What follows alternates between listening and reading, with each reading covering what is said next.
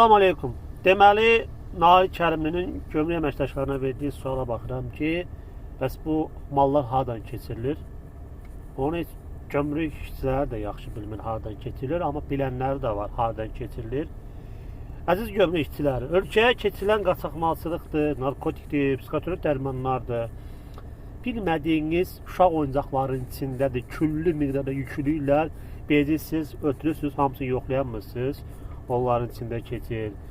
Maşın texnikasının istisat olunan motorların içində keçir.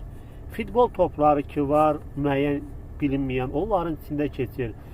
Və tokda baxırsınız ki, küllü miqdardadır, bir ikisini yoxladıq, təmizdir. Bax, onların içində keçir. Bilmək istəyirsinizsə, onların içində keçir. Yoxsa nə oldu? Günü-gündən ölkədə narkotik artır, psixotropik dərmanların istifadəsi artır.